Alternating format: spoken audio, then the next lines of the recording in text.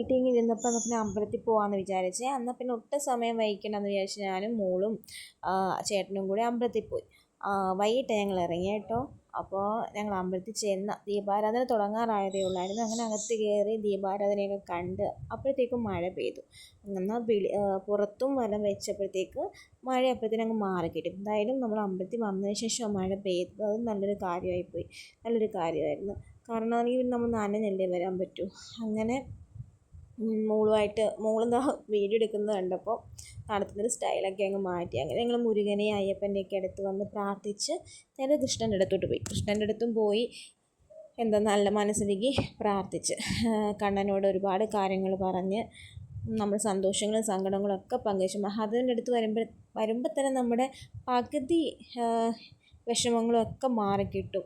നമുക്കൊരു positive energy. അപ്പോൾ നമ്മൾ അമ്പലത്തിൽ വന്ന് നിൽക്കുമ്പോൾ തന്നെ ഇന്ന് വലിയ തിരക്കൊന്നുമില്ലായിരുന്നു അമ്പലത്തിൽ. അങ്ങനെ ഭഗവാനെ നല്ല രീതിയിൽ കണ്ട് തൊഴാൻ നമുക്ക് പറ്റി. അങ്ങനെ മികുമ്പോൾ ഓടി നടന്ന് കാണിക്ക ഇട്ടുകൊണ്ടിരിക്കുക. ഓരോരുത്തരത്തും പൈസ ഇങ്ങനെ ഇട്ടിട്ട് പോവുക.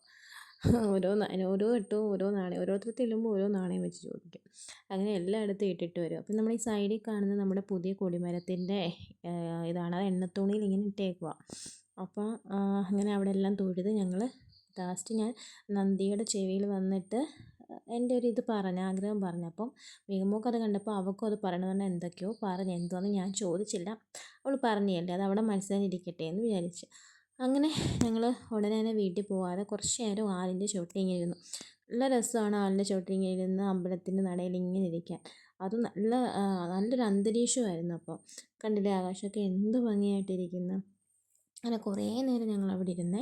അങ്ങനെ ഇരുന്ന് അത് കഴിഞ്ഞ് ഞങ്ങൾ മികുമോളിങ്ങനെ ഓരോ കാര്യങ്ങളിൽ നിന്ന് ചോദിക്കുന്നുണ്ട്. അതിനൊക്കെ എനിക്കറിയാവുന്ന പോലെയൊക്കെ ഓരോ ആൻസർ ഞാൻ പറഞ്ഞു കൊടുക്കും. എന്തായാലും പിന്നെ ഞങ്ങൾ അമ്മൂമ്മക്കാവിൽ പോയിട്ട് ദേവിയെ കണ്ട് പ്രാർത്ഥിച്ചിട്ട് പ്രസാദമൊക്കെ തൊട്ട് കൊടുക്കുകയാണെ മോൾക്ക്. അങ്ങനെ ഞങ്ങൾ അവിടെ നിന്ന് നേരെ വീട്ടിലേക്ക് മടങ്ങി. അപ്പോഴത്തേക്കും നേരം വൈകി. ഇത്രയേ ഉള്ളൂ. അടുത്തൊരു വീഡിയോ ആയിട്ട് വരുന്നതാണ്. ബൈ.